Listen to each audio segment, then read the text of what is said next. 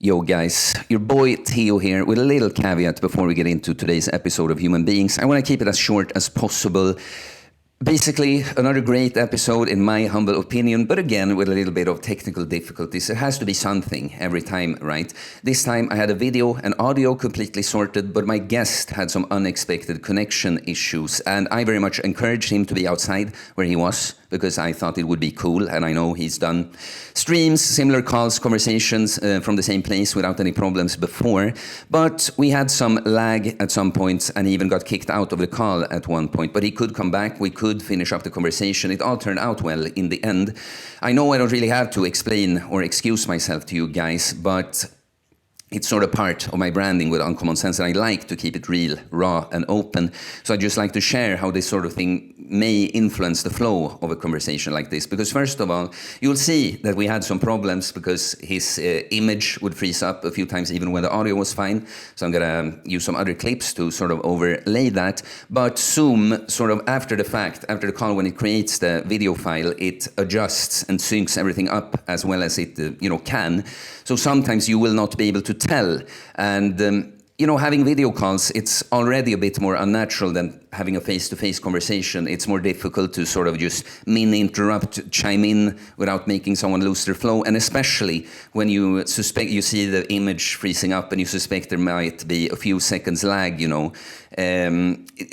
can feel a little stale to you, you get a little into your head. So maybe, I felt like a question, maybe I lost myself a little bit in it because I'm like just focused on everything here. Maybe you'd like to get more into a certain topic, but because there was a little bit of freezing there, you kind of lost your train of thought and you move on, So it's all great in the end, but I'd just like you to know sort of what the experience was for us recording. And that's it, guys. Please be patient with us and enjoy this banger of an based episode. Yo, guys, Theo here on Common Sense. Welcome back to another episode of Human Beings, the podcast where we take an interest in human beings, individuals. Distinct individuals is what I said on the very first episode. Yes, we take an interest in the person that's joining me for discussion and whatever they have knowledge and wisdom about. Today, I have a guest that appeared for the first time almost exactly 1 year ago, the man known as atlaspowershrugged. Hello and welcome, man. Thank you for having me. I appreciate it. No, man, I'm happy to have you back. I've been looking forward to this conversation. We had some technical issues. We'll see. We've figured out we're just going to ride with it and see what happens. But I was frustrated, not because, I have to delay a podcast episode. I've been looking forward to talking to you. So please, man, since you've been here before, just short presentation of yourself for anyone that doesn't know you. Well, I was just a regular guy who liked lifting weights. I was stuck in a pretty similar routine to probably a lot of people, what people have called the power building style of lifting for many years. Got thrown out of that routine by the 2020 lockdown, started trying new things. From that, I ended up building a decent sized Instagram following and made enough progress on my own that I ended up jumping into the fitness industry, never having, planned that direction in my life, but now I'm an online coach. I've written one book on old school lifts, old time lifts for modern lifters, just kind of a look at the lifts of the bronze and silver era that have mostly been forgotten now, just with a look at what value they can bring to modern lifters, what holes they would fill in modern training routines, and then another book on primarily fasting, but also just diet strategy to make staying lean as easy as possible, called the Anti-Fragile Diet. I had no idea I'd be in the fitness industry, 10 years ago, but here I am as an online coach. That's a pretty cool place to be. Yeah, man. I know, I think you studied, was it psychology that you had studied and almost finished? And I know some other things you did that I'm not going to talk about. Like, you keep some privacy. You don't use your name, Atlas. But it seems like that's part of the thing. You've gone the academic route, but then got into lifting, like professionally as well. And I guess, one thing many would know you for is this some old lifts, but also old school lifts. And I'm going to want to talk to you about that a little bit later also. But so it's been a year since we talked like this, shoot little messages here and there. But how have you been? What have you been up to? What's new since 1 year ago? Well, since last year, I've had a third kid, first boy, got a 5-year-old daughter, 3-year-old daughter, and now a 8-month-old son. So that's a new big adjustment. We're wonderful kid, but we're outnumbered now, so that makes everything else more complicated. More fun, but more complicated. And while doing that, I'm building up my coaching business, which that's probably not the it's probably not the ideal way of doing things. You should probably do those one thing at a time. Get yourself to a stable point in your career, then have the kids. And I kind of thought that's what I had, but ended up having an opportunity that was too good to pass up. And it's working. I'm making income while being not a full-time parent. My wife takes over more of the responsibility than I do. Mm. I'd call it maybe 60-40, somewhere around that. Maybe she'd say maybe she'd say 70-30 or something. Well, we can get into the details. But bottom line, I'm doing a lot of taking care of the kids even on my work days. Usually I'll wake up, make them breakfast, and take them while she sleeps, because obviously baby's up all night. So that usually works best. I just let her sleep in the morning. Of course, now we've got the oldest one in kindergarten, so that doesn't always work anymore. Mm. But bottom line, I don't recommend trying to grow your Instagram, YouTube, coaching business, write books and stuff while growing your family. But Mm. it ended up being the path that works Yeah. for me in life. So Mm. it's I feel like I'm very wealthy in everything that matters in life. I have a wonderful family, physical health. Mm. I'm still making gains at 36, which I would not have expected when I was 30. I thought I was more or less done, and I'd be if you showed me where I'd go at by 36 at 30, I'd have been shocked. But Yeah. all that, I'm wealthy in everything except the time to enjoy it all. Um, so it's kind of nice to be out here, at least in nature, even if I'm not like completely. It's nice to be doing this out in nature, because I don't get much time to do stuff like that. But I'm also out here because I need to. Like, the kid would sleep in the room that I'm normally doing podcasts in. He's been a little bit sick, so I want to make sure that's free for him if he needs to sleep, or whatever. Sure. Anyway, yeah, that's kind of what's new with me. Yeah, cool. No, I mean, it's one thing if you talk about in theory, like if you could set yourself up, like when should you have kids and when should you do that? Sure, but life kind of just happens a certain way. And then I think it's always something. I saw a meme fairly recently that I don't remember it all, but the point was something like, being human is all about being like, oh, things have been really, hectic, tough lately, but next week things are, bound to slow down, sort of a thing. And it's so true, I feel Mm-hmm. like that you always have several things and it's like, can't quite focus as much on everything as you'd like, or like you said, you have time for everything except enjoying it. It's like I think it's part of the human struggle to just nothing Mm-hmm. happens with this theoretical perfect timing anyway. And I completely agree. When I look at what I know of you, I think absolutely that you're wealthy with 3 kids and a supportive wife, good marriage. There it sounds like doing your own business thing with something you like also. So I think that's awesome. What was it you said that made me want to? Yeah, I guess there was something I wanted to ask you about, and I didn't expect us to get an opening here.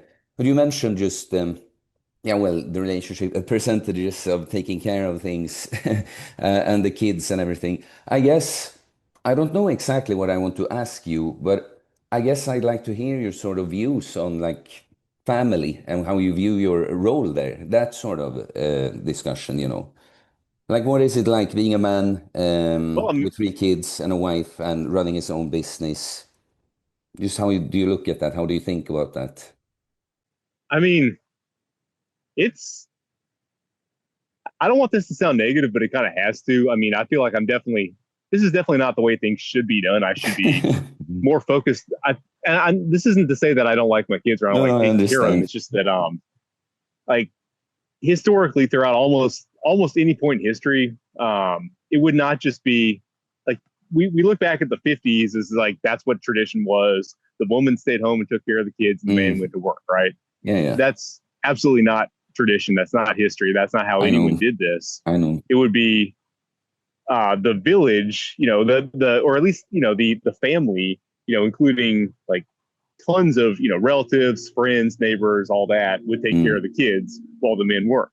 Now, the men would probably not be doing a lot of childcare for young children, more so obviously as they got older, like teaching them what to do. But neither would the mother. She wouldn't just be staying at home taking care of 3 kids with zero help. A lot of the stuff that made feminists really upset about the way things were done back in the day, this supposed tradition of the 50s. I mean, it's completely understandable.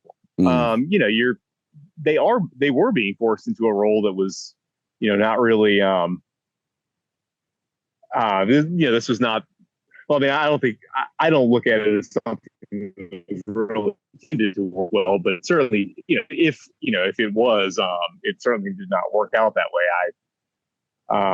It's not. They're not. A lot of their complaints about the way things were done are, completely with merit.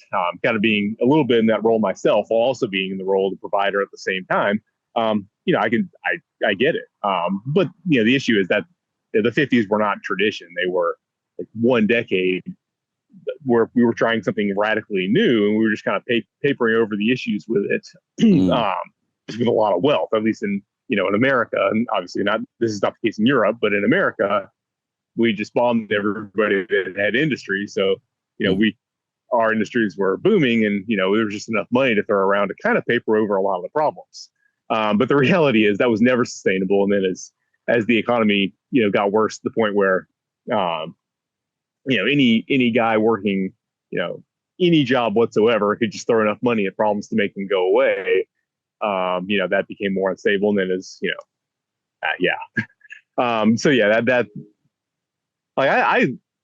I enjoy taking care of the kids. I try to give them great experiences. I mean, this area that I'm in right now, I mean, they practically grew up here on this hill.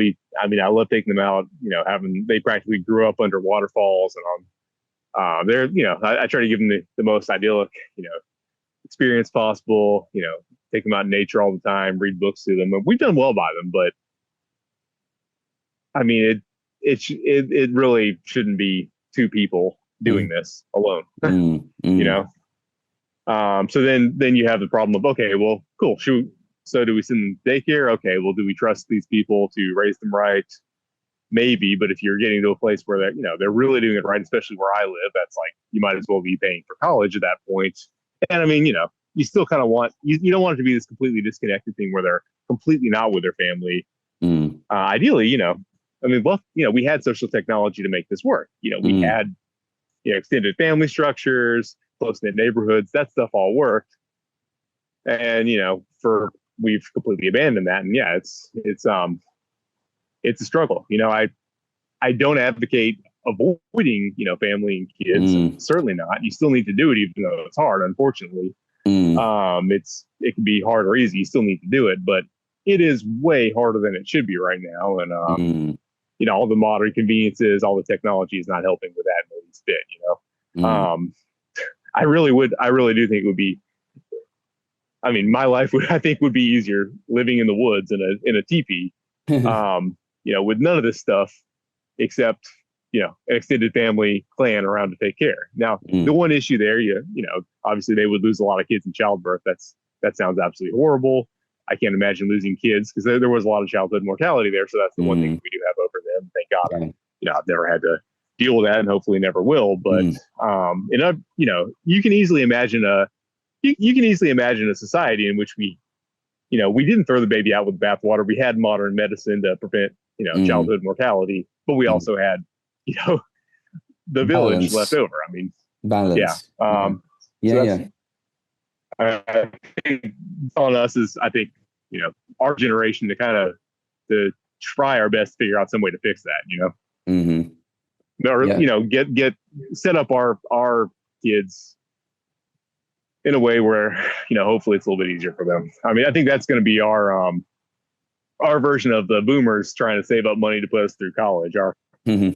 Our version is we got to put that village in place for them, Mm. which is, a big thing to do, but we got to figure out some way for it. I Mm. haven't talked about lifting once. I'm sorry. I ran on this. No, no, no, lifting. I mean, that was perfect. I really appreciate all of that. Otherwise, I would have interrupted you. Like, not because I don't appreciate it, but that's I don't want to interrupt my guests, but it would only be like, let's not go too far into this thing because we have a finite time. But I was very Yeah. happy to listen to all of that. It's like I shouldn't say that it's unexpected to hear that take from you, but I guess it's nice confirmation in a sense of how I like my impression of you, because I feel like you're talking about this, middle ground of things that I agree. The 50s, at some point during, I don't know, my just awakening to the world and looking at things, maybe I thought that that's what it's supposed to be like that. Oh, it was always like that. And then I realized what you said. It's like what it is to me, that there are gender roles or whatever we want to call them, masculine and feminine, but it's like it's not set in stone exactly what that sort of polarity or cooperation in a marriage family means. It doesn't have to be that the wife, the woman is just home, does nothing but be with the kids, and there can be a sort of how should I put that? There could be a sort of energy that is still like union between masculine and feminine in a relationship, but it doesn't have to be, oh, I put on my suit and I go work and you're here looking pretty with a headband and I don't know, bake and take care of the kids and stuff. So I just appreciate it. Yeah, I like it. It's this sort of you have this sort of third perspective is what I feel like. When it comes to right wing, left wing, this is necessarily political, what you talked about, but I feel like I'm outside all of that, and I get the similar sense that you also just have sort of your view perspective on things, and that's why I felt it interesting to ask you about the thing like that. Oh yeah, definitely. I mean, they want to. The powers that be would love to play Battle of the Sexes. Mm, The, make us fight against each other. I mean, that's the old trick in the book. I mean, but the reality is, if we fixed a lot of I mean, there's always going to be tension there and conflict, but a lot of the issues that we're dealing with now, if we fix some overarching systemic stuff, a lot of that tension would go away. Because I mean, mm, we had systems in place to kind of work to deal with a lot of the issues that we're dealing with now. And this problem won't be solved by just battle of the sexes or mm, battle between poor people on the left, poor people on the right. mm. You know what I mean? Yeah, yeah, yeah, yeah, yeah. So where did I want to go with that? Feminine, masculine. I'm sorry. It's just I'm so tired, but I'm like I know there are things here. I want to ask you more before I move on. Um, no, I guess this is a question I had that sort of can be a transition from this. What do you think is the biggest issue for not for men but about men? Like, what do you think is the problem with men? Yeah, with men today, and what should men do to be? I guess you could say just in general, but also since we brought that up, like for a woman, how should a man be for a woman? I'm sorry. Can you clarify the question a little bit more? I'm sorry. It's You like mean to? You mean like? let's put it this way. I find it interesting to just analyze these things sort of on a societal level. But human beings is the podcast, and I always love to bring it to like, I don't know, concrete. Like, what should a man do? Not just like what needs to happen in society, but what should a man do? Um, and I mean, you're a husband. I mean, maybe you don't talk about these things, but I'm like interested in how you see your role in that. And I understand everything. By the way, I agree and understand this that what you're saying, that of course it's nice to have a family, but they're supposed to be in a different structure of society. You're going to have more, so you're not just going to be two people doing it. But I'm sorry if it's unclear, and I'm tired. I don't really make a clear case here. Uh, do you have any idea what I'd like you to kind of talk about? Just give some takes on. Maybe, but I think I mean I'm gonna have a hard time putting it into one thing because I mean there are a lot of people out there, Mm, especially mm, online, telling us like this is what men do, this is what a man mm, should be, exactly. and But that's why I I want mean to hear you, because there's gonna be some commonality. I think Yeah, you have something better to I say mean there's than, gonna be some commonality. Yeah, I mean commonalities there. Men should have this or that characteristic. I mean, mm, I'm sure if I thought about it long enough, I'd come up with a good list. I don't want to, mm, but I do think to a certain extent there are also different archetypes, different roles. mm, I do think the extent to which like, men are inherently just hierarchical and the best guys on top and it stacks down has been a little bit overestimated mm, in modern pop culture. Like this is the arc, this is what a man should be, and you rank them all in order of how good they are at that one thing. That's not how I really see it, and that's not how I see in any real organizations of men. I don't see this like hierarchical thing where there's this like badass alpha male at the top and everyone else just down. I do see different roles. I mean, different guys are good at different shit, right? I mm, mean, like I'm obviously I've gotten into the physical strength side of things. I've learned how to do that very well. I suck at like knowing how to do business stuff like mm, taxes and all that sort of thing. Not that anyone should know how to do their taxes. I mean, you probably don't have to mm, worry about that in your country, but I mean the tax system in the United States is just it's insane. But mm, regardless, there's like a bunch of business shit that I don't know how to do, and I value guys who know how to do that and may not necessarily have mm, my skill set. And there's so many skill sets that you can be good at as a man. Are you good at fixing cars? Are you the guy who knows how to put up houses? Wire shit. mm, There's a lot of different stuff you can be good at. We don't all have to be good at the same thing. mm, I mean, I guess in all of that you have competence, like competence, integrity. Those are kind of the main things, but that can be expressed in a variety of ways. And mm, I think we need to get a little bit out of this like hierarchical mindset of like this is the ultimate male and like just mm, appreciate that like to make this whole civilization that we have going, you have a lot of different roles mm, and not everybody's going to be this. Not everybody's going to be, for example, like the violent guys. Whether I mean the pro fighters, military, all that gets like pushed to the top. Like that is what a man should be. mm, Well, I mean, you can't have a civilization like we have where everybody is, a green beret. Like you got to have somebody that manufactures. Well, honestly, we don't need nearly the military that we have anyway. But mm, you have to have somebody that makes the roads. You have to have somebody that takes out the trash. You have to have somebody that designs stuff. You have to have somebody that does a bunch of nerd stuff that people don't want to talk about as being mm, masculine, but still, keeps the lights on. mm, Um, and they're in the real world. There's a lot more mutual respect among men, regardless of what they, what they specialize in. And typically, the guys who are at the top of any social hierarchy, everybody hates and no one respects. I mean, mm, this is not. I mean, that's not. I'm sure there are exceptions, but every profession that I've been in so far, like the guy at the top is not an alpha male that everybody respects and is trying to be mm, like. He's a scumbag that played politics, and everybody mocks him. Everybody laughs at him. mm, Everybody hates that guy. But at the lower levels, the boots on the ground respect each other for different things. Not everybody has to be the best at fighting or the best at this or that, the richest. You know, there's mm, a bunch of different ways you can contribute. You just have to, be good at something, be useful in some way. mm, Um, and I'll, also be just somebody that people can trust. Obviously, that's the most important. And are you somebody that people can trust? Are you useful? And yeah, I think we really, yeah, there's to be useful to just get way overblown. It's not, and it's certainly with on the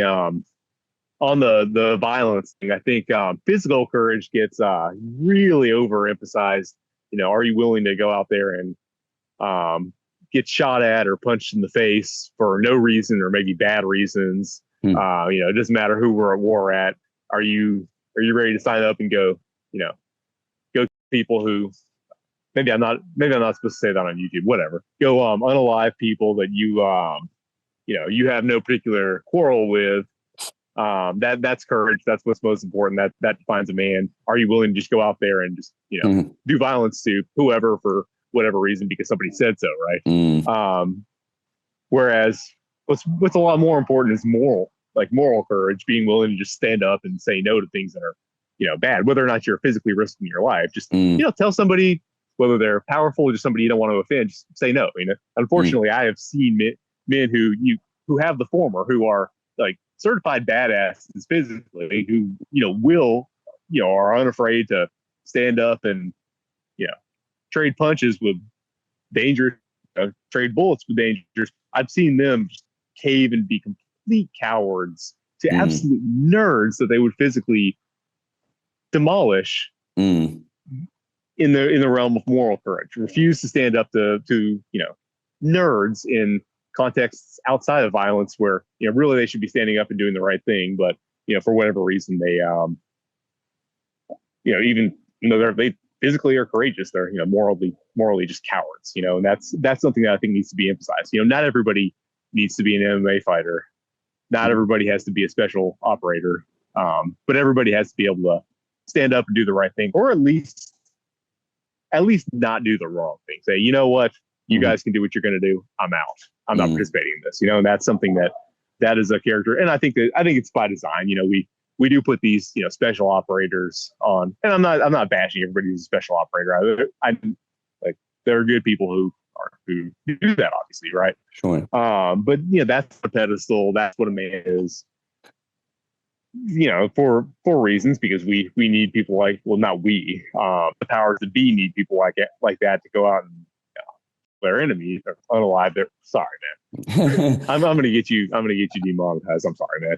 I don't know. Like the powers that be have folks that they need things done to, and so they so all our movies just go to people to go out and do those things, even though none of it ever benefits the citizens of the country that they're supposedly working for. None of it does. In fact, it hurts them in most cases. But that's what we glorify. We don't glorify just a regular guy, like a businessman or a just a guy, a guy just doing the right thing, just saying, no, I'm not going to be involved in something bad. You can't do this. This isn't right. Whether or not there's violence involved,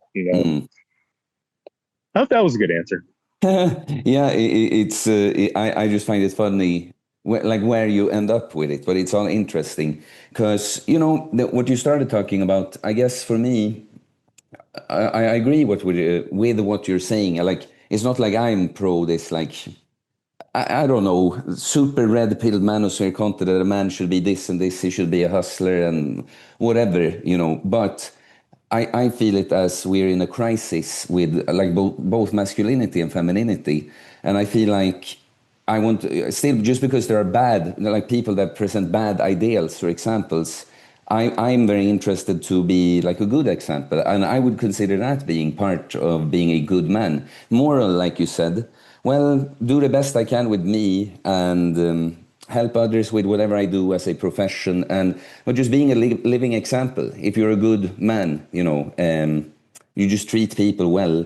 That's just a good thing, And I guess I am asking you about these things also because, I coach many different men, and it's often relationship stuff and marriage stuff, and I've had to learn a lot about. I'm not married, but let's just say.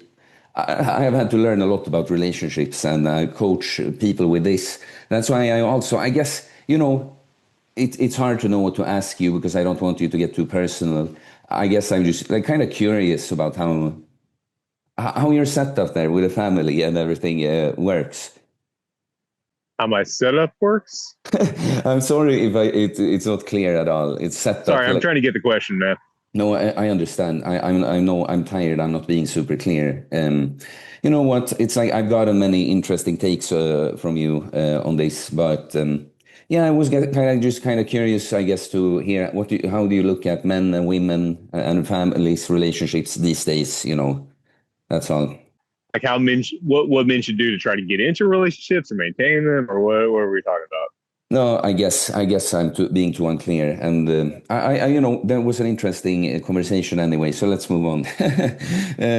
Let's do this. I want to talk about training. So just a simple question for you: do you have any specific training goals yourself right now, or anything specific you're focusing on there? Um, yeah, I mean, I'm still trying to improve. My priorities right now, partially because they're cool, partially because they take less time and time's of the essence. I'm focusing, I'd say, most on arms and neck. Just those don't take as long and those look cool. So, Mm, not that I'm not training everything else, although like some things like mm. chest are kind of completely on the back burner, barely, like a little bit, just a little bit for maintenance. But and these growing arms and neck are kind of like And so, number what do you one do for priority. arms? And then um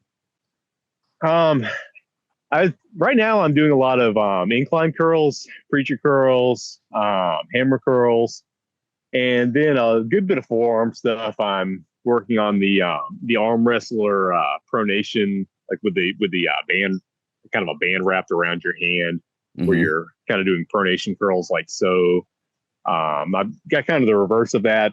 I do on a preacher bench with a dumbbell to try to train the reverse motion. A lot of uh, what do you call this? Radial or ulnar deviation, whatever. One Because of the two. your picture is um, freezing a bit, so I can't yeah. quite see what you're showing me. Yeah. Um, basically all the motions of the wrist, Mm, essentially, both to keep my elbows healthy, and yeah. then also to actually actively grow the forearms as well. Mm, Still doing a lot of the old school Chuck Sipes gooseneck wrist curls, where you prop your elbow up on the bench so that you can get your shoulder under the weight.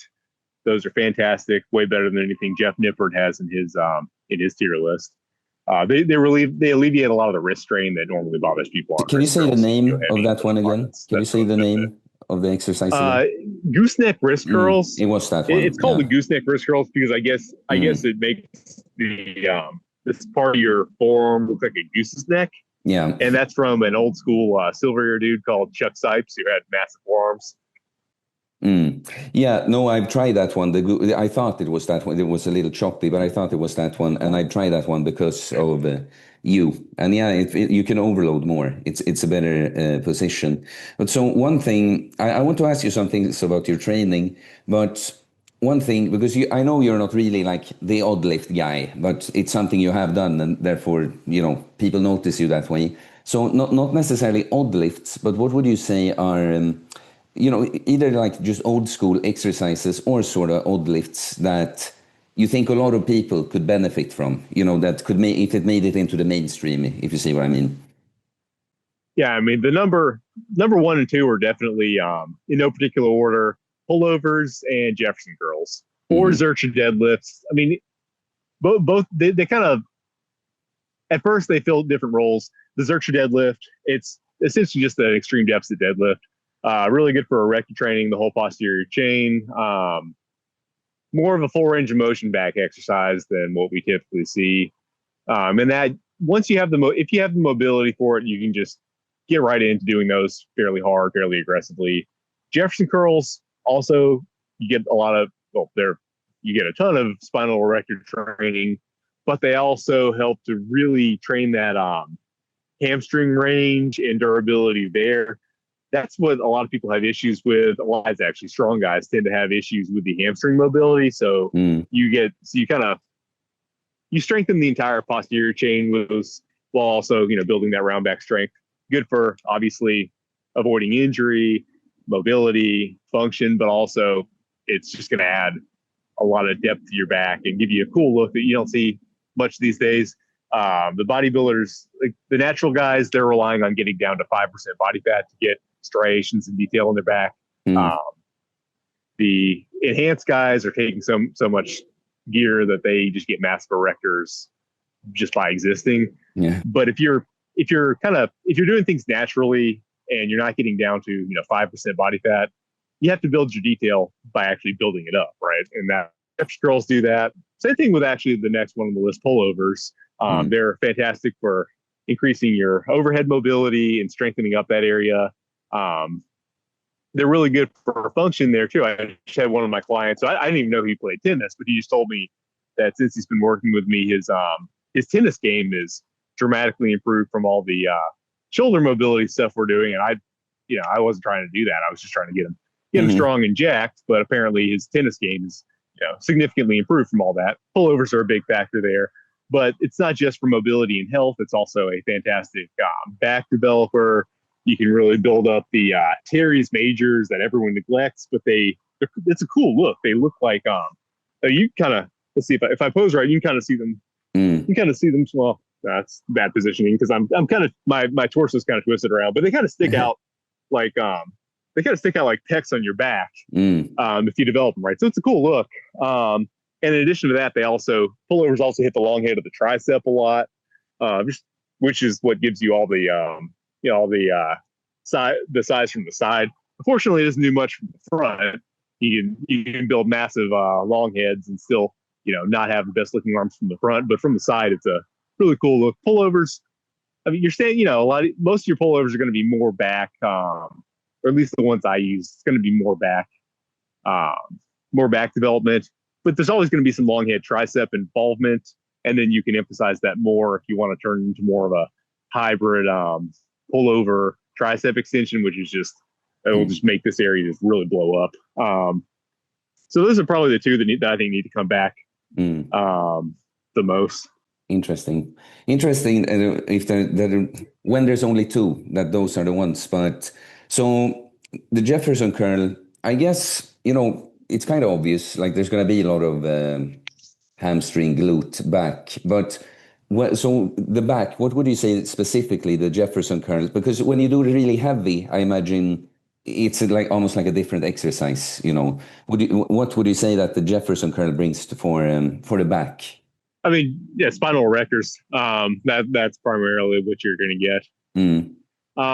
When you go really heavy, you're getting. I mean, you're actually getting some stretch. At least in the heavy Zertra version, I mean, you're actually getting a little bit of stretch on your lats at the bottom, but I don't think it's probably going to do that much for your No, lat development. no.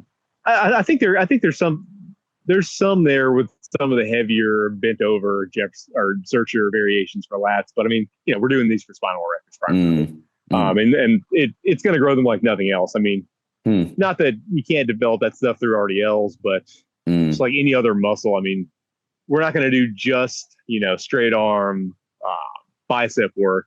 We're going to also curl the arm, right? So Mm. kind of makes sense that now honestly, straight arm bicep work I do think is a little bit underrated. We should maybe do a little more straight arm bicep work. It would be a mainstay of our bicep building for a reason, and that same is going to be true for the spinal erectors, right? Mm. Yeah. Yeah, I'm just because you're chopping a little bit, so I'm keeping track of when it's my turn. Okay, so yeah, the Jefferson curl. I mean, I just wanted to know because I've done one block where I went fairly heavy on them. I did like 125 kilos for sets of 5. I cannot keep my legs entirely straight, but it's still a lot more. And I do it searcher also, right? So it's still a lot more like a Jefferson curl than some kind of Romanian deadlift. But yeah, no, since I feel it as I'm not surprised that you mentioned that one. I feel it as a staple for you, so I just wanted to hear if there's anything more. The pullover, absolutely. The pullovers are great. I love like any variation. I think my least favorite is some kind of, standing cable sort of thing.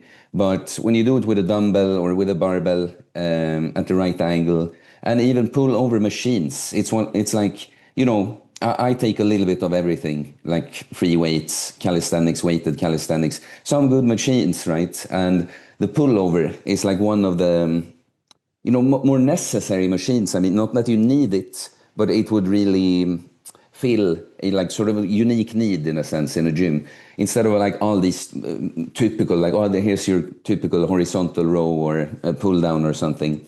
It's a good Mm-hmm. it's a good machine to have, and I've been lucky to go to a gym that has it for like 1.5 years now. Um, yeah, man, we started talking, you started talking about the forearm and grip stuff. I guess I wanted to talk a little bit more about that. We talked about it last time. I can say that for me, I've slacking a little bit on grip training. It's been more like forearm training, grow the forearm, but I have increased my grip a little bit. But yeah, have you been working anything on like grip specifically at all? I mean, I've been trying to do the grippers. That's something I can do with my kid in the carrier. So sometimes I'll do that. I'm kind of slacking on grip. I mean, I'll do finger curls where um you're letting the bar go down to the Mm, to the end of your tips, and then to yeah, the end of your tips. did It's a that weird thing to today. say. But roll it back up, and then I do the grippers. But I mean, I'm not grip isn't something I'm focusing on too much. Mm. Yeah. No, okay. No, I mean, it's like I keep always, I guess, prioritizing what feels like more hypertrophy. It's like it's always if you're the bodybuilding bro and Mm-hmm. you're limited time and energy to do things. But also, I've done, like you said, it's easy to do at any time. So what I do, I try to have that, the grip training is what I do at home, but I keep forgetting it because I'm so used to, like, I go to the Mm-hmm. gym, I do my workout, it's out of the way. So I keep forgetting, but I did it today, right before this, actually. Yeah. Um, yeah, so I guess again, I don't know exactly what I'd like to ask you about this, but I guess we should talk about the science-based fitness sphere, sort of. And there's been, we talked about it last time, and you have a certain background that makes your perspective even more interesting. But there's also been some things happening lately with Mr. Mike's PhD, and I mean, I feel like Jeff Nippard is showing some colors that I feel like I was a little bit wrong about Mm-hmm. him, and. I mean, just what would your Yeah. commentary be on this entire thing lately? A lot of people are showing their colors, and that's really what I'm more interested in. I don't want to talk about Mr. Mike. I don't care No. about him. He's people understand what his deal is now. I think the whole industry's woken up. It doesn't need to be talked about too much anymore. Mm. I don't even have any personal enmity towards him. Like, Yeah. he's the sort of person that I feel like is just a fact of nature. There are always going to be people like that, and they're always going to rise to the top of everything, right? There's Hmm. always going to be scumbags at the top who they're just weird, contemptible, bad people, and they tend to just get up to the top in everything. This is not the first or second profession I've been in. It's always that way, right? So I Hmm. don't even have any this I don't even have any dislike for people like that. I just Yeah. see them as a fact of nature. The people Mm. that I can't stand are the people who know better and suck up to them anyway, and like carry out Mm. their orders and do what these scumbags say to curry Mm. favor. People that could, people that should know, that do know better or should know better, who go, because I almost don't look at like someone like Mike as someone with agency. I just see him as like, Sorry, he just is what he you is, look and at he's going to him. be what he Sorry, is, what and did he you doesn't. say? I don't You see look him as at someone who, him. Yeah, you I look don't at him as someone else. like, as not even like, almost not even as somebody with as not someone with agency. Just like, he is Ah. what he Mm. is, and he's always going to Mm. be what he is, and Mm. I don't think he could be anything different than what he is. But then Hmm. you look at somebody like perhaps a Jeff Nipper or an Eric Helms or somebody like that, somebody who you look at and you think this person should know better or does know better, but they're still going along, circling the wagons Hmm. for these people who, you know, anybody in the right mind should be able to see, hey, we shouldn't go along with this. And I've just seen, so a lot of my dislike, just based on my life experience, is reserved for the people who I think you should know better, but you're going along with this clown at the top Hmm. anyway. And so that's kind of who I want to see take more of the L's. It was really satisfying to see Milo and Pack, get dragged down in this. Good riddance. They deserve it. It is good to see Jeff Nipper getting some heat for that. I think we should also pay attention to who not just defends Mr. Mike, but who stays silent, who, you know, has collabed with him in the past and doesn't come out and say, "Oh, Hmm. this is a problem," right? Because like any real scientist, anyone who cares at all about scientific integrity or the actual values, would be horrified that this, alleged PhD paper somehow got past the review process. And again, it's not even about Mike, like it's not about he's a scumbag. I mean, yeah, obviously he tried to edit it after the fact, but I mean, of course he's going to do that. He's going to do that. That's the sort of person he is. It's like, it's like the parable of the frog and the scorpion. Like that's a great way to put it. I see Mike as a scorpion. Like, of course he's going to ask you to take him across the water, and then he's going to sting you halfway across. That's what he is, right? There's always going to be people in the world like that. But it's anyone with any idea of like what science is supposed to be would just be horrified that nobody else caught all these errors and that something so bad got got him a PhD. There was no review process. It's obvious, right? So when you look at somebody like Eric Helms, and I don't think he's publicly defended Mike on this, but he also hasn't come out and said, you know what, this is terrible. Like I wish I had never collabed with this guy. He's still circling the wagons. He's still defending this. He's not. I think Lane Norton. I mean, he's got his own skeletons in the closet, but he immediately defended Mike. Who we'd be interested to see what Brad Schoenfeld has to say about this. All the other people in his clique. Greg Knuckles works with everyone thinks he's one of the good guys, but he works with Milo Wolf. So let's see what he has to say about this. Is he one of the good guys, or is he gonna circle the wagons? But that's who I want to see get the heat. Like everyone serious already knew what Mike was about. This is, I think, is more revealing about the people in his circle than it is about him. Because anyone serious already knew, right? So that's kind of who I want to see taking the heat, taking the fall. But more than that, it brings me back to like when you say who exactly, who are you referring to?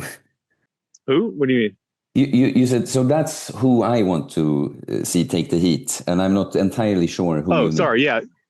The people the people that I just named who are kind of in Mike's clique of science-based lifters, kind of the folks in his orbit, the folks that either work with him, work with his associates, have collabed with him. There's kind of a network there. I mean, there's two science-based cliques, right? There's the one that centers around Mike Israetel and Schoenfeld, and then there's the one that centers around who's that? What's that bald weirdo's name? The one who thinks you'll lose muscle in 2 days. I'm not sure. Bald guy, weirdo, hangs out with a weirdo with dreadlocks. Used to hang out with Paul Carter. Why am I blanking? It used to be Paul Carter's best friend until I'll think of, everyone knows who I'm talking about, right? So there's two cliques. So there's two science-based cliques. The formerly Paul Carter clique, let's just put it that way because I can remember his name. The one that's formerly Paul Carter's clique, and then there's the Mike Israetel clique. So I'm more interested in seeing the other members of Mike's clique take the fall than him himself, because he's whatever. Everyone serious knew about him anyway, but some people still respect some other members of his clique who are one of the good ones, and their silence, I think, is telling. And like I say, I have more personal empathy for people who you think should know better than for just. I mean, because some people just have no. You can tell they have issues, right? Mike's got issues. I'm not trying to be sympathetic, but he's got issues. He's got problems. You can tell that, right? So it's like I don't even hold it against him that much. Like he's clearly a person that has deep personal issues, and such people tend to rise to the top of a lot of things, and you almost can't hold them accountable because it's just like, yeah, you're something's wrong with you, man. But then there are people who seem more like normal people who, again, should know better. It's like, okay, why are you going along with this guy? Why are you collabing with him? Why aren't you out here saying, oh yeah, this is a problem, right? But anyway, that's really what I want to move on more towards. Now that everyone's kind of realizing, okay, this science-based thing has deep flaws, it's a problem. Yeah, I kind of want to highlight more why I'm interested in going against it in the first place. It's not because, the real reason that I have opposed, science-based lifting, it isn't the old, oh, you're overcomplicating things, just lift. It's actually the reverse of that. I feel like um, science based it's just kind of it's a it sucks in a lot of positive energy, like wanting to make lifting better, wanting to think about things, wanting to actually improve our craft, and not just being that idiot. Oh, we'll just keep it simple, stupid. Just go lift. Just pick up Mm. everything. It's not that complicated. Well, okay, like look at my personal experience. I kind of did that for a while and got me somewhere, but then I started actually complicating it, and it got Mm. a lot better. But that was more from an experience based perspective Mm. rather than a looking at studies, right? So I want to free up a lot of this mental energy that goes into thinking about studies, which are probably not going to show much of anything for you know for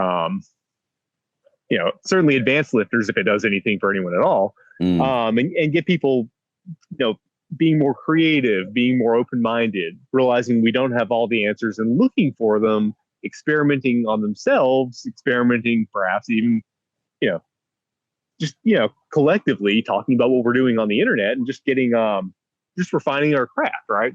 And I Mm. think if we get enough people realizing that this science-based thing, because this science-based thing is not about that. It's about giving beginners the illusion of certainty. This is the way that you grow. If you do this Mm. is the best way. I mean, and to a certain extent, it's about selling easy training. Hey, you can train like this, and according to science, you'll grow, right? Mm. Yeah, I want to for everyone who has the potential to do more and be, really get into the details of lifting in a more positive way. I want to free them up to, realize, hey, you know what? The industry as it currently stands does not have all the answers. Let me experiment with some other stuff. Let me see what works. Yeah, from an experience based perspective rather than a Mm. study based perspective, let's try to refine our craft, right? And Mm. that's really that's why I go against it more so because I'm also to an extent opposed. Well, yeah, I'm also opposed to the just keep it simple, just go Mm. lift. It's not that Mm. deep, just lift. I Mm. don't like that either. Because that does keep people. I mean, it's a good thing for a beginner to hear, but once you get past that beginner stage, really, once you get past the intermediate stage, that's what keeps people from progressing or thinking, oh well, I just lifted. It wasn't that simple. I just lifted. Here I am. I guess I'm at my natty limit, right? And Mm. then okay, well, am I going to just maintain for the rest of my life, or am I going to go on gear? And then everyone goes on. So that's why I think it's important to like oppose science-based lifting, but then once everyone realizes that they're not credible, okay, cool, let's move on to actually building something, right? And Mm. I don't like the people who are just it's all negative. It's all like this. It's all this is bad. Okay, what are we trying to build in place of it? Why are we clearing this all out if we're not going to build it? Right? Mm. I'm gonna stop now.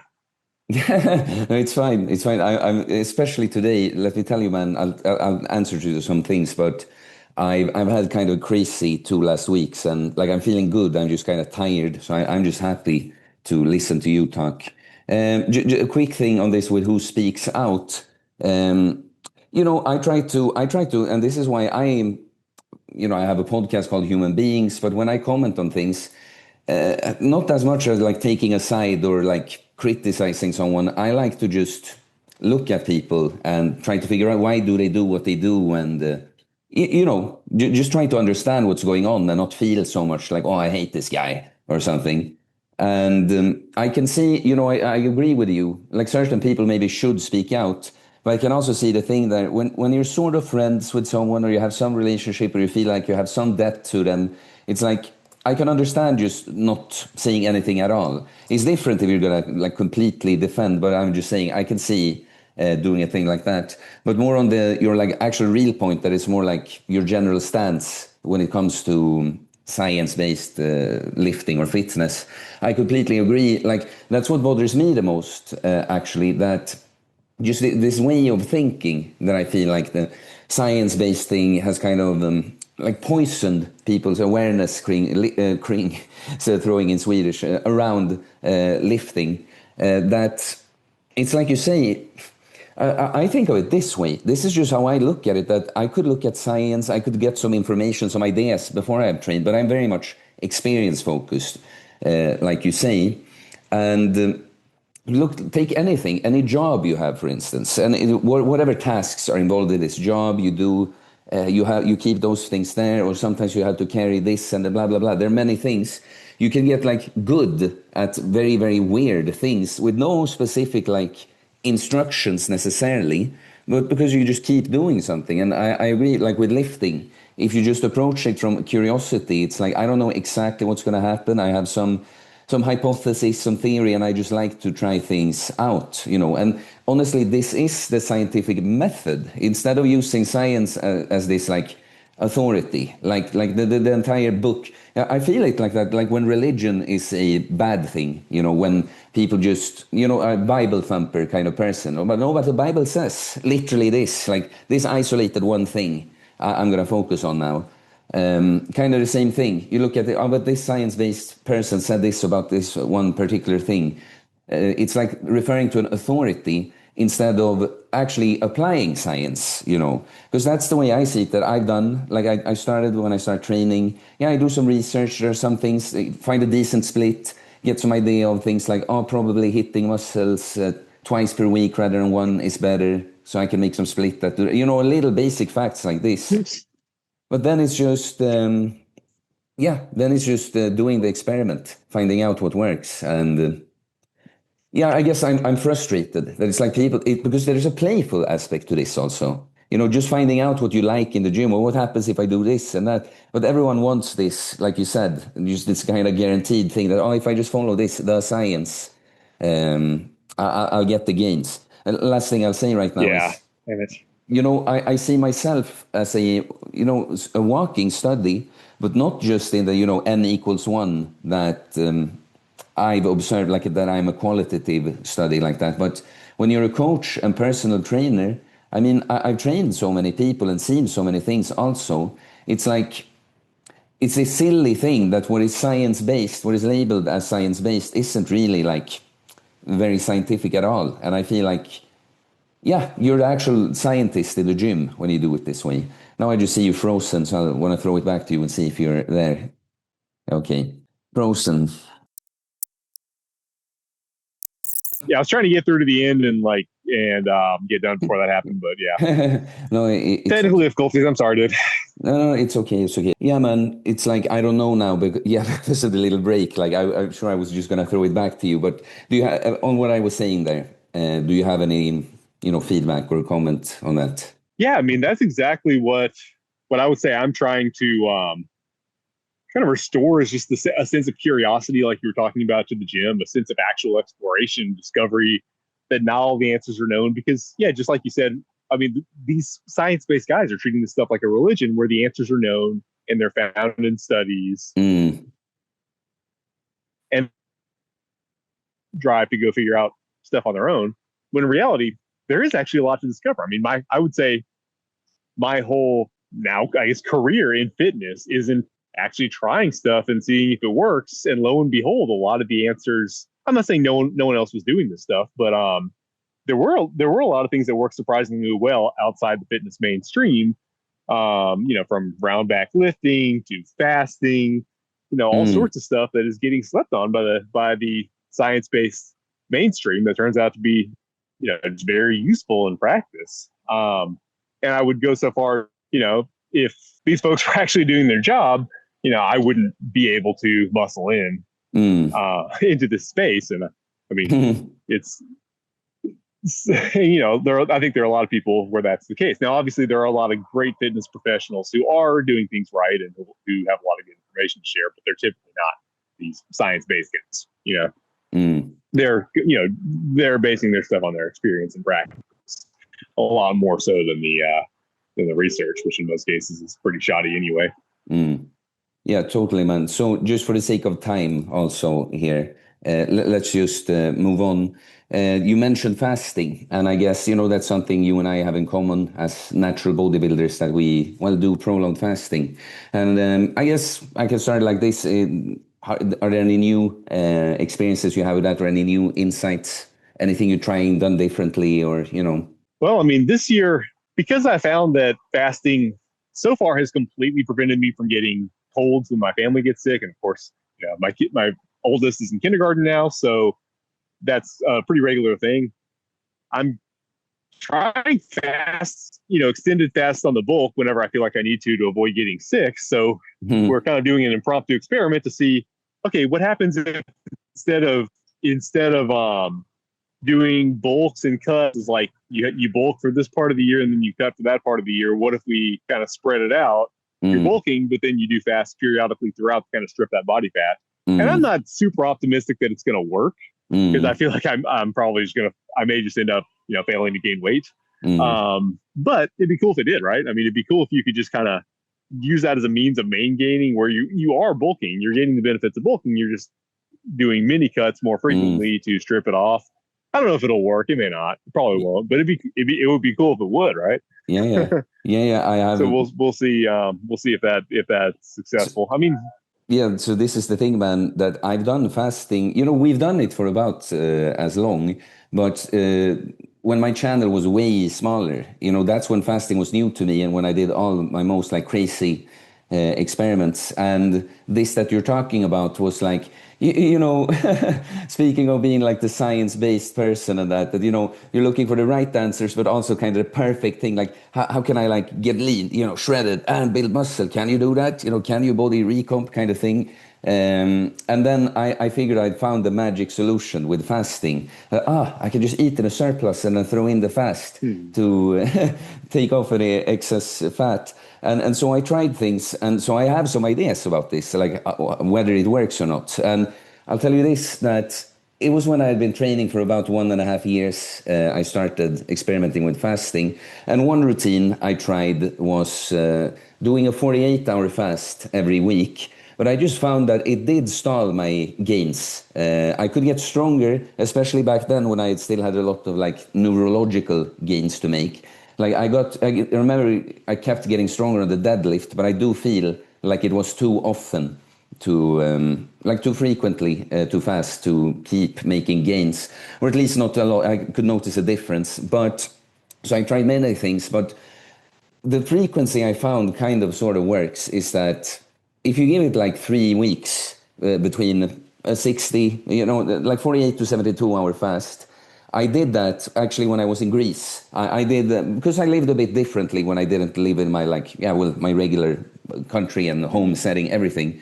I just ended up fasting a bit more spontaneously, and I like kind of measured it by my lifts, like what happened to my numbers, or when I spread them out this much, and a thing like being able to.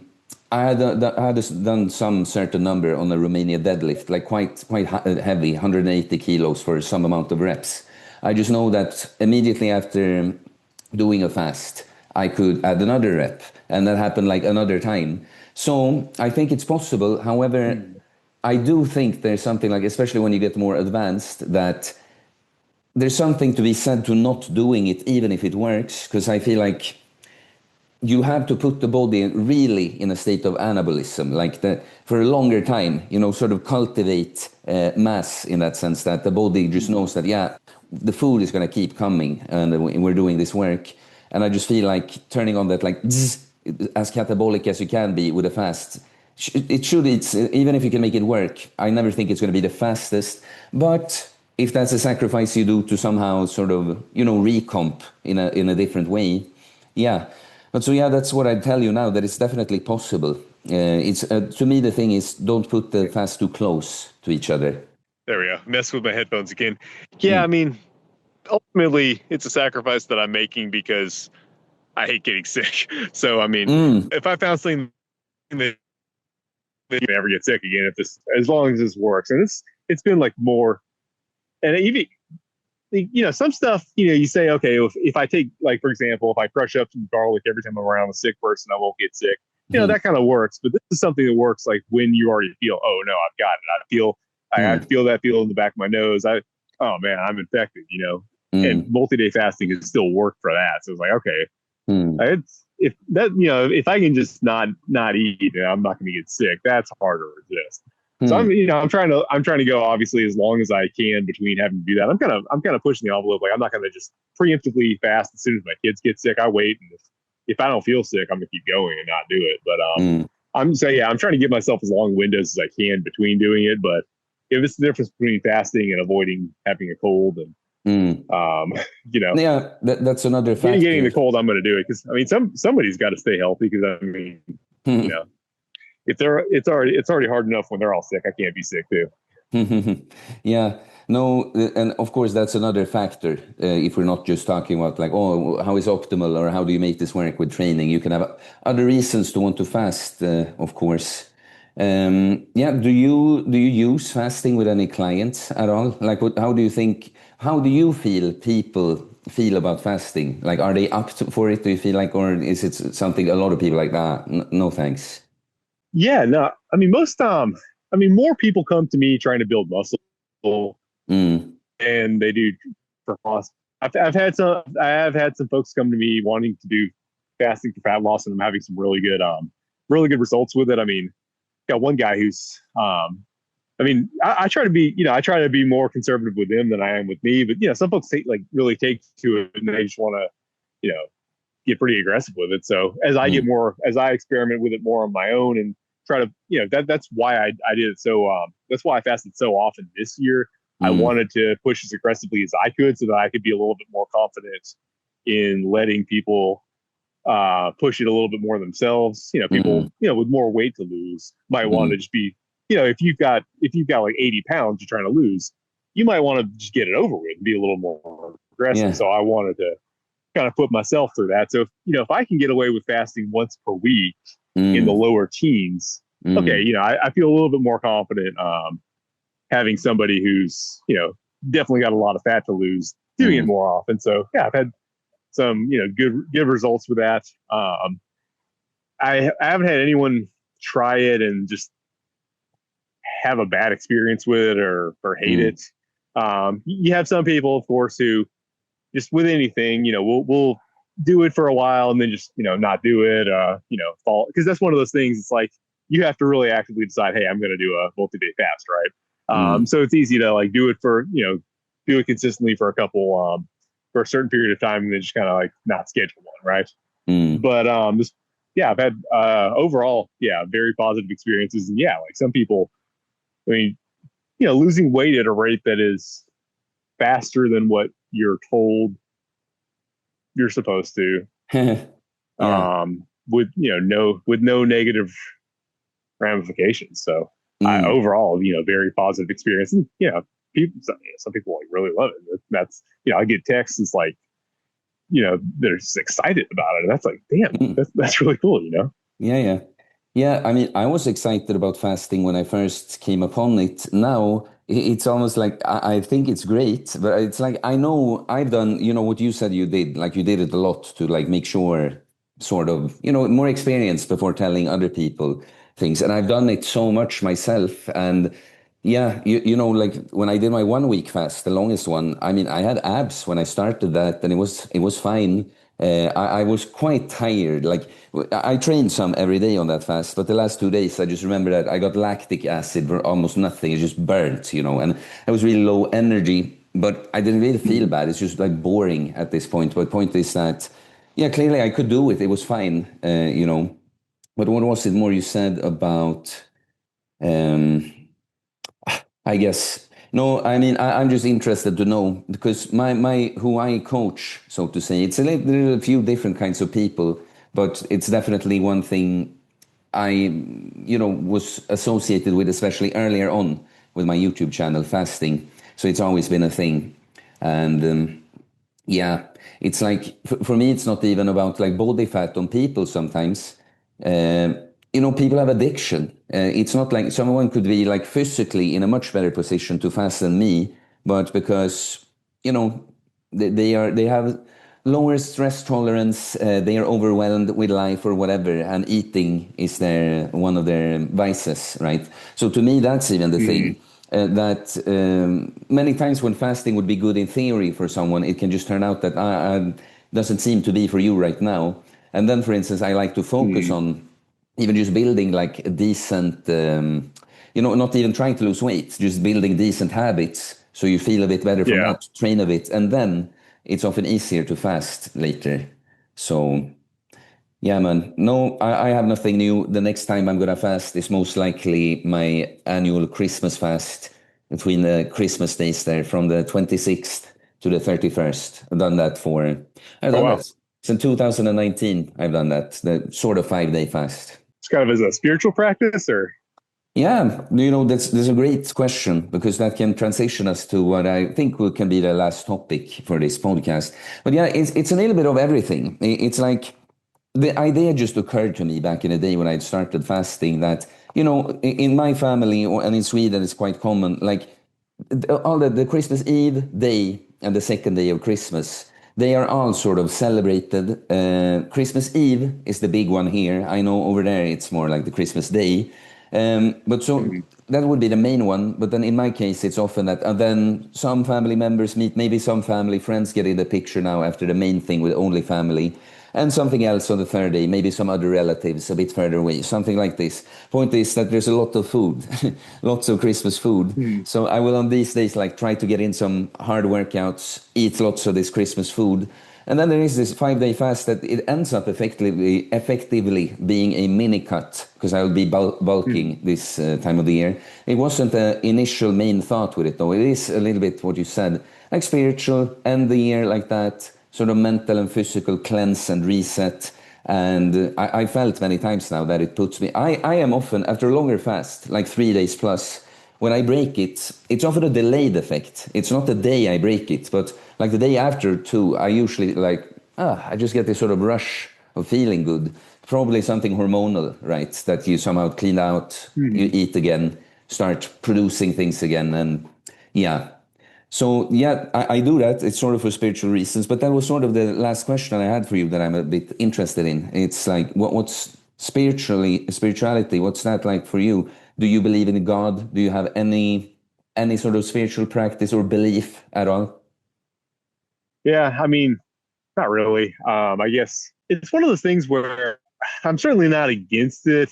If anyone who has a strong religion that's providing a lot of meaning and value Mm, and everything, I'm in favor of that. So that's why I never talk about that on here. I mm, guess anyone who sits all the way, this would be kind of for anybody who sits all the way through to the end of the podcast. I don't talk about it because I don't want any people like I'm not somebody who is a lot of folks who are not religious are opposed to it or think it's bad. I not me. I think it's here for a reason. mm, Whether you believe in the literal truth of it or not, every society has had religion. It clearly is doing some, even if you don't believe in the actual true literal truth of whatever we're talking about. It clearly has an important function as a social technology. mm, Um, it keeps people both on a social on an individual level and on a social level more or less doing what they're supposed to do. mm, So anybody who has that, I'm not trying to take that away from you. Good for you. um, Me personally, wasn't really raised with it. No, I'm not. That's not saying. I'm not saying I don't believe that there's anything out there. I'm just saying I personally have not. I don't feel like I'm qualified to answer on mm, the question of like where did we come from? What's I'm not like how am I supposed to? Agnostic would be.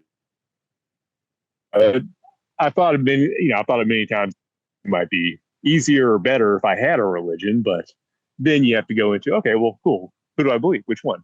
Right? And then you get into the problem I always run into is like it's never God or Jesus speaking to me. mm, I'm reading about this something that some human wrote mm, down. Then I can look up that person's history and now I'm having to trust some human to tell me how this all happened, and that's mm, to this point never been something that I have had that much trust in. mm, But yeah, I'm not out here telling you there is nothing. Don't believe in anything. If you have something, good for you. That's probably a positive thing. mm, And yeah, that's why I keep quiet about it, just because I know a lot of people you know are religious and get something out of it. So I don't want to. mm, So yeah, I think throughout history before the modern era, I think probably there were probably a lot of folks who might have quietly had their doubts about whatever religion their society practiced, had the good sense to just kind of keep it to themselves, mm, so they didn't affect the general, social cohesion and make it hard for everybody else. And that's kind of what I try to practice. Mm-hmm. If you have something that's working for you, good for you. Yeah, yeah. No, it's interesting because, I kind of agree with everything you said, but I didn't, and so I didn't like, interrupt you because I still wanted to hear that, but I never asked you about religion, I asked if you have any spiritual beliefs and if you believe in God or something else like that. So consider that can you have the views you have about religion but still have some kind of belief in a higher power, the universe, or whatever you like to call it. So I'll say this before I ask you. You talked about when I asked you about being a good man, pretty much. You talked about moral strength, not necessarily this all go to war. Oh, I just people, unalike people that I'm told to do, the ability to do that, but no, actually being moral. And it's kind of like, well, what are those morals then? Where did they come from? Hey, good question. I mean, and I mean the problem with that is if you don't have a religious basis, if you chase that rabbit hole too much, it's going to be really hard to find an actual solid resting ground for that. Mm-hmm. The old saying is kind of nihilism is easy to start, hard to finish. I mean, Mm-hmm. when you subject anything to that level of scrutiny, you're going to have a hard time finding a really solid basis outside of religion. Um, but so I don't really get into that too much. We have instincts about how we're supposed to live, and I think they're Mm-hmm. common. I guess I, even talking about it seems like it opens up the door to moral relativism and a bunch of things that I think are not ideal, probably not. Mm-hmm. So I don't. That's another thing I don't talk about too much. I kind of treat it as an assumption, and then don't talk about that too much because that does open up a lot of questions that I think are probably you start talking about what's if this sort of talk gets around too much, it does kind of promote nihilism, Mm-hmm. which is not a positive thing. I don't No. want to live around us. I don't want yeah, I don't, right. So do I have some ultimate basis for it? Not really, but you know, to a certain extent, I think ignore that and try to do what we all kind of know instinctively. I mean, I say we all know. There's a lot of different yeah. I mean, you kind of do have to try to find a basis for it. I Mm. mean, there seems to be a list of things that most teachers have agreed, and maybe that just reduces down to what works for us to have a thing that perpetuates.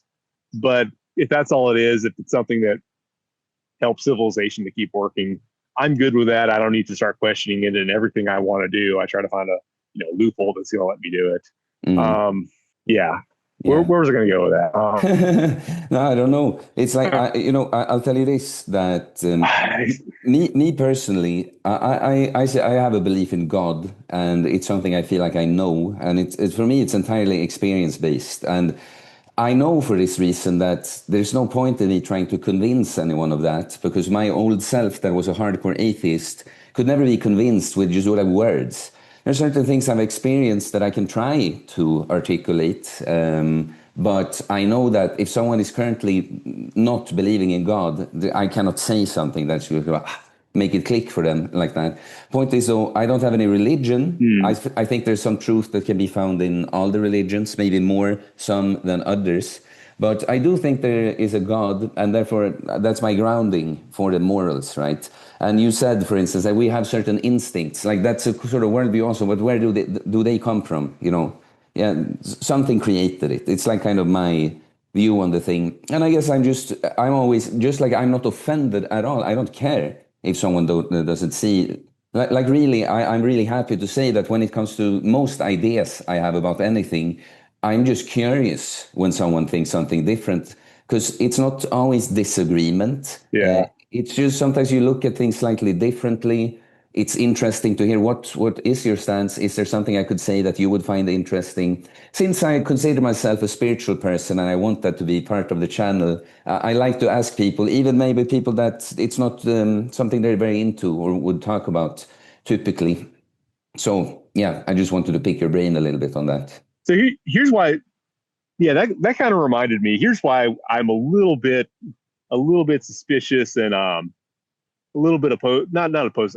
I'm a little reticent. We'll use that word. Maybe it's the wrong word on the spiritual thing. I live in Mhm. California, which is of course a hotbed of I'm not religious, I'm Yeah, spiritual. but And kind of what I see with a lot of that that's is Satan if you do speaking. You have know, they dress up as like nice if love you and light, but it's there are horns there. yeah You know? if you just have this belief in something but it's ill defined and there's Mm, not a list of rules with it, I do think for a lot of people it quickly descends into just I'm going to do whatever I want, but not only am I going to do whatever I want, I'm going to do whatever I want. I'm going to say the universe yeah, wants me to do it. justify God it. wants, Yeah. it just Mm, it really leaves mm, the door open to just like doing whatever the hell you want, but not thinking it's what you want, thinking it's what the universe or God or whatever wants. mm. And to me, that's kind of the worst of both worlds in a Oh lot yeah, of ways. So completely. to me, like I kind of prefer one or the other. Like as far as religion, I kind of prefer the more like serious religions that tell people no. You know, I think that has a lot of Mm, value, whether, you mm, know, whether we're talking about Orthodox Christianity mm. or Islam or, you know, whatever the case may be, kind of the hardcore, and don't, I'm not, you know, I'm not, whatever. We're not going to talk. I'm not advocating certainly for all forms of like hardcore Islam. Obviously, there are a lot of issues there, right? Yeah, yeah, sure. But there are a lot of people that find value in religions that just tell you no, no, you Mm, can't do that. No, mm, you know, like it's not open to it's not all open to your interpretation. There are hard answers to things, and those answers are no. And mm, you know, those I think have a lot of value. You know, mm, but then you get into and it doesn't even have to be just like not religious but spiritual. I mean, there in America there are a ton of churches of Christian churches, allegedly Christian churches. And I'm saying allegedly like I'm some like I have a dog in the fight. But yeah. Mm, no, I mean even as someone who's not a Christian, I will say allegedly Christian. You sure. you people are heretics, and Mm, you're as a non-Christian. I have no problem saying these people are heretics, right? And, mm, who will just kind of let people say whatever they want. Like, oh, well, God told me he wanted this for me. It's like, mm. come on, man. Like that to me is more dangerous than what I do, which like to me, like anything that I'm gonna do or think, it's coming from me. There's no higher power you know, that there's no higher power that I'm using to justify my decisions. It's all me. And Mm, that's not to say there aren't higher powers out there. Who knows? Maybe there's a higher, of course there could be, but I'm not using that as a justification for my feelings or my actions. mm, Which, yeah, I mean, I'm not saying that as like, oh, this is a wonderful thing. Everybody else should be like that. Like I say, if you have a mm, religion that's doing something good for you, good for mm, you. But mm. I do think I do kind of worry about people not having a religion that will actually give them negative feedback and just tell them no on some things, Mm, but still having a belief in like whatever. I mean, you do definitely see a lot of people justifying a whole lot of things based on mm, well, of I just have course. this feeling that whatever wanted me to do it, and that's kind of, and that can definitely be the worst of both worlds. Mm, completely. The thing is, because you keep. So I don't know, it's kind of weird to be like a non-believer who prefers fundamentalist Mm, religion, but there it is. I mean, I mm, like that. There's a reason like that. There's a reason that the old school type of religion is what most civilizations had for mm, most of history. I think even regardless of whether it's true or not in some ultimate sense, it seems to be what works to keep people like functioning in civilization, right? mm, Once you get into whether it be atheism or not religious but spiritual, those civilizations don't tend to do so mm, well. mm. Like. Historically as well as in modern day. But that's the thing. My thing is that, religions, I think they are, how they started out is some kind of attempt at capturing something, like for instance, if Jesus existed, like some stuff around him, and what the idea of God would mean, according to all of this, like all the writers of the Bible, that it is like they're trying to point you towards a certain way of life to find God, I guess. But then it's the same, with the Buddha and everything. But in the end, what happens when this is supposed to be like transferred between generations, now it starts becoming just ideas. If there was someone that did this based on some kind of actual deep truth, experience, the next people that come around, they have not experienced it. And then what I see is that religions sort of just become ideologies, systems to control people and stuff. So there's both a good thing that you're saying, that it gives, lets people know about some things, but it's definitely been used in more toxic ways as well. And I guess my point is that that's why I'm not religious. I don't like saying I'm spiritual, because of the associations you made there with the LA girls, But it's more like I like to say I believe in God. I think there's a God. I think there's a creator. I think there's a right and wrong. And I think that I can figure this out. And then it's not just justifying all my poor choices with like, well, God said so. It's more often than not like, fuck, there's something I like to do, but I can't because I believe there's a God and this is wrong to do, so I shouldn't, So, yeah, man, it's like I want to do. My spirituality is kind of trollish. Like the way I look at the universe is it makes it all kind of funny what's going on. Just there's a simulation or whatever you want to call it. But there's a question I like to ask people to kind of make a point. If I ask you completely, atlaspowershrugged, and that's your name now for this, who are you? Who are you? I don't know. Yeah, that's. I feel like that could be a really long answer, Mm-hmm. but it should be a short answer. But I Right? don't know what I would condense it into. I don't No, really have a no. If that's your answer, great that's answer to the that's question. also okay. That's also okay. It's like because I really want you to just ponder the idea that when you start breaking it down, we could describe a lot of things. Like, okay, I'm Theo. I have the Uncommon Sense YouTube channel. I'm a bodybuilder and stuff. But in the end, I'm just telling kind of stuff that I have. Theo. I'm not Theo. That's my name. It's my body. It's not me. It's my body. There's someone there that owns these things. And if I am to try to show my spiritual view to people somehow, it's like when you find the last thing of this, that's when you find it, is how I put it. Yeah. Yeah, I mean, I haven't spent much time thinking about stuff like that, and yeah, I don't really have a, No, no, I I don't understand. really have a, I would say a good answer to And that. that's okay, because you have many good answers to many other things, and maybe you feel like you should have a long answer, but you don't have to.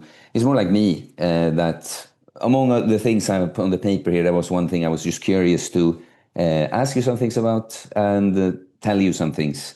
So, really, man, a little unfortunate at times with the connection. It's sort of, apart from actually being interrupted, like I lost the flow a bit. Like there's some training things I might have asked you about otherwise. But when I patch this together, I think if the viewers are patient, I think it contains a lot of good stuff. So just before we go, is there anything you'd like to ask me? Anything that came up or anything you want to tell me? I know that there was. Let me try to think back on Yeah, what because that we don't was. have to go now. So if you want to just, if there's a topic you want to ask me about, we can do Oh yeah, that before we go.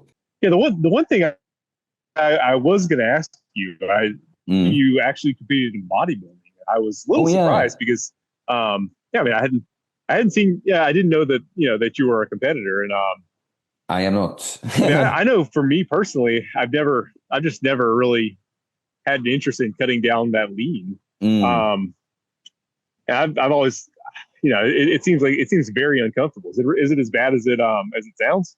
I mean, how lean do you think I looked if you saw the pictures? I don't like to put numbers on it because that's just a huge debate. But you were Mm. definitely in single digits. Yeah. I mean, you looked like fitting to what a natural bodybuilding show would be. So Mm. that would be somewhere in the single digits, I guess. Mm. No, I would say so. Maybe just 1 or 2% sub 10 or something.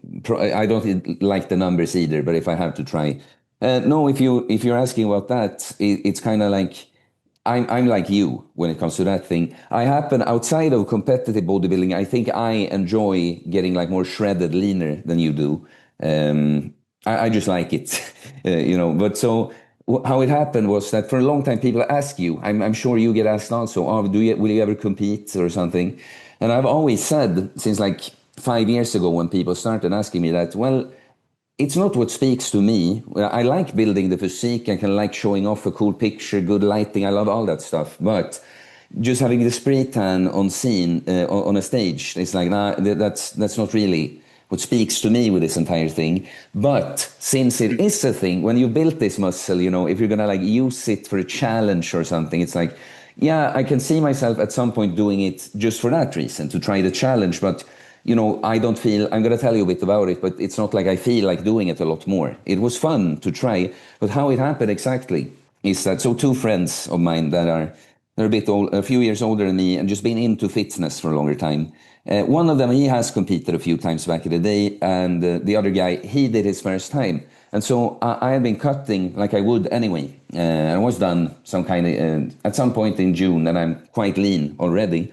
And then the one friend said that, hey, the other friend, he is gonna compete next weekend. He said on the weekend before, it's like you're like one depletion and refill or refeed from stage shape. Shouldn't you just join? I was like, because of course I've thought to myself that if I am to do this, I would prepare further ahead. I would know about it further ahead. But now it actually took some, because I am really someone, even if I don't care about this, I have the sort of I want to win. I don't like to lose, even if it makes sense that Yeah. I. so there's this, but for this reason, actually joining late kind of is a relief because it's kind of like I don't have to even expect from myself. Everyone else is going to have known about this for a long time.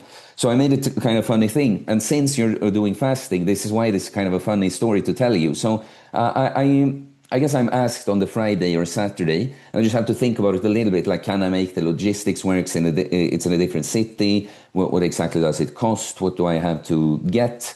And I decided, I guess, on the Saturday that I'm going to do it. So I jumped in on Henrik, my friend's, his sort of protocol for how he's supposed to deplete and refeed. Only difference being that I made a fast. I started, and it was so perfect because it went seamlessly into the refeed schedule that they had. So I started the fast on a Sunday evening.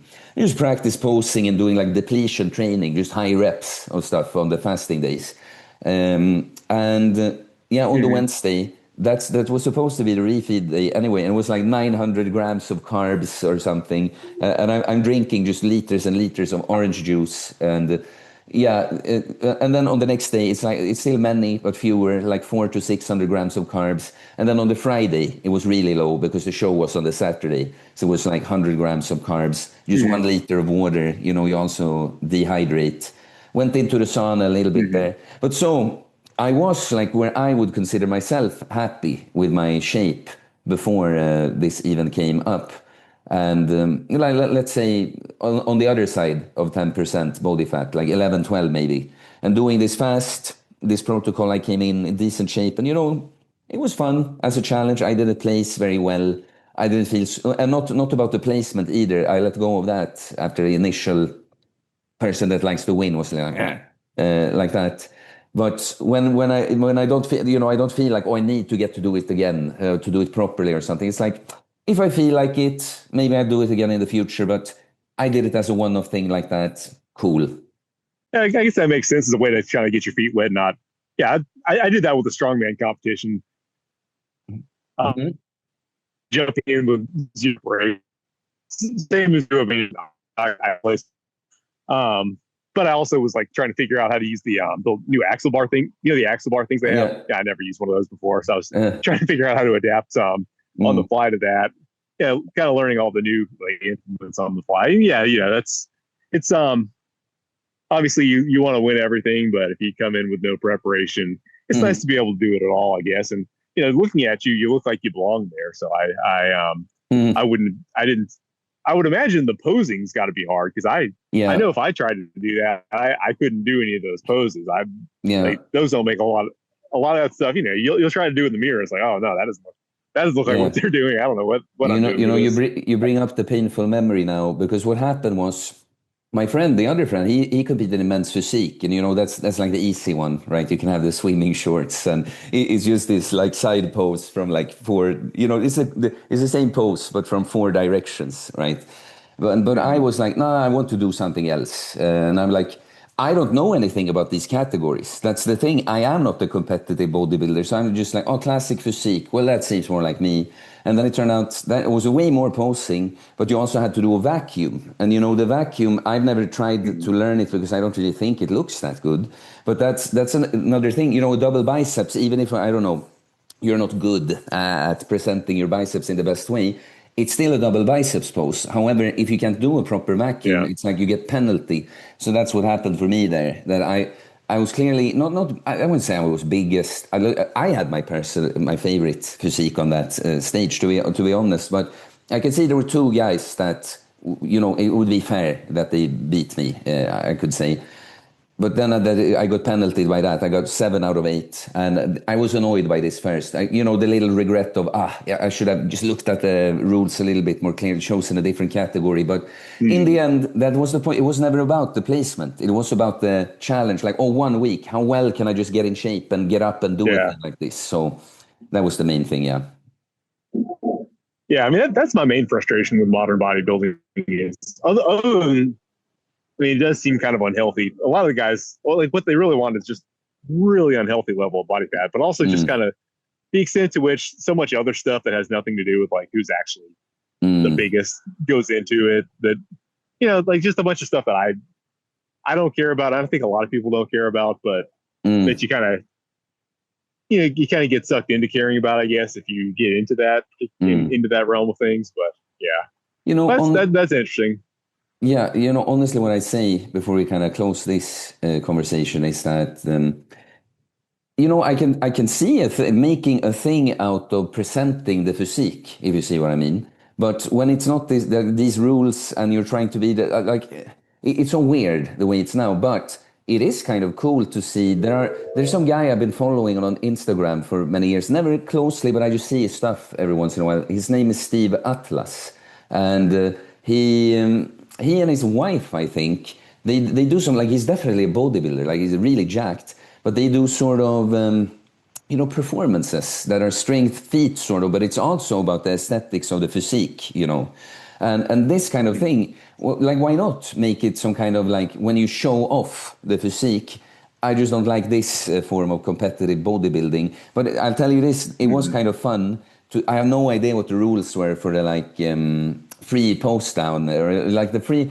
In my category, there was like a 1 minute you solo that you made yourself, right? You're not just told by judges to do poses. And it was kind of fun to have no idea how to do that. Put some funk on and just go in and pretend I know what I'm doing, and I'm just. Yeah, I just had fun with it, and I wish it could be more like that. Just have fun. Go in, do your thing, whatever it is. yeah, yeah. I mean, I don't know if I would have fun having to improvise like that, but yeah, I mean, It's a if you like mindset. it, good It's a for you. mindset, right? It's a mindset. Yeah. I'll tell you this before we leave it. I used to have terrible stage fright. Okay, I'm kind of made. I'm good at clearly speaking to an audience and stuff, but I don't have to go into exactly why I figured myself out so much now. But I had terrible stage fright, and it was kind of a problem specifically because I sort of longed to be in those situations, but I got really, really, really nervous. And so that's why a thing like this is like a good challenge for me to kind of show. It's a little bit like a win, like looking back, like, man, my old self couldn't believe, like, standing in these like little speedos with a spray tan and like flexing on I could barely go up on a stage fully clothed and safe and everything. So that's why I guess just that part was special for me. Like, that makes sense. Yeah. Yes, man. No, but so I'm going to let you go. Like I said, some technical difficulties, but when I edit that, I think we had a pretty good conversation. So before we go, just anything you want to promote, or where can people find you, or any last words you may have? Um, well, yeah, thanks, man. Thanks for hosting. This is a lot of fun. I really hope it doesn't present too much of a difficulty for you to edit on the back end. I probably should have Ah. planned this better. I thought this worked out a lot better in my head than it did in practice, No, but as many things do. I'll say this, that I enjoyed it. It's like you were unlucky, clearly, because you went somewhere where you usually have good reception. And I told you before, right, that no, it's kind of encouraged. It's more fun. That you're out in your environment there. Yeah, yeah. Environment, easier to take the kids out here than leave them in the home, carrying out the home. Yeah, man, I appreciate you being patient with me, and I had a lot of fun as well. I mean, people can find me at Atlas Power Shrugged on Instagram, Atlas Power Shrugged on YouTube. And I guess I have a website at powershrugged.com where I sell books and stuff. If you're interested in the lifts I'm into, probably the best single source of information on that is my book, Old Time Lifts for Modern Lifters. If you want my take on the fasting, I've also got the Anti-Fragile Diet, which contains not just fasting, but also using the mindfulness that you can get from fasting, just create an eating strategy that works really well for a busy life and almost makes it easier to stay lean as you get busier. That's kind of being the book. I also offer coaching. I mean, I'm not trying to. Obviously, I'm on your podcast. Obviously, your people are going to No, probably no, want to go please. I get mean, coaching from I'm you, not not like me, and that. that's as they should, as they should. But if for whatever reason people followed me here and they're more interested in working with me for whatever reason, well, I do offer that. I've got multiple options. This way to get. I've got a intake form in the bio of my Instagram. That's getting into this thing as an outsider. I'm just kind of like looking at everybody else. Hey, what do they do? Like, what do you do? What works for you? Mm, Something I've tried, but to be honest, what has worked better for me is just DMing people on Instagram because there I can actually mm. just have a conversation. Yeah. Honestly, and that's what works best. So, I mean, if you just DM me on Instagram, that's probably the best way to get a hold of me and actually just chat with me and figure out if it's a good fit for you or not. But I've also Mm, got the formal intake form because it's funny when you get into this thing. Like everyone's got a different approach. mm. Whether it be like paid ads or here's the way you do it with this DM automation. Here's the way you do it with an intake form, and everybody's got their own approach. And then what ended up working for me best has been kind of what I always just did is just put out a story. Really, just Yeah. hey, DM me for coaching, and then people DM, then we have a conversation. That's Mm. just kind of what works best for me. But yeah, many options. But yeah, if someone wants to get a hold of me, that would be the best. Mm. No, that's great. And I would off the episode, I would maybe not right now. Maybe you have to go, but I would love to juggle ideas because it's like you say. That's what you find out, I guess, becoming an adult also with many things that there isn't just like one way to do something. If you're going to be a coach now, you're going to be online, you're going to get clients and sell your products. There's not just one little manual for that. It can be done many different ways. So I'm always happy to juggle ideas and figure things out together. So maybe you can chat about that. But yeah, man, thanks for coming on again. I really appreciated it. And yeah, everyone else, thank you for this one. See you in the next one.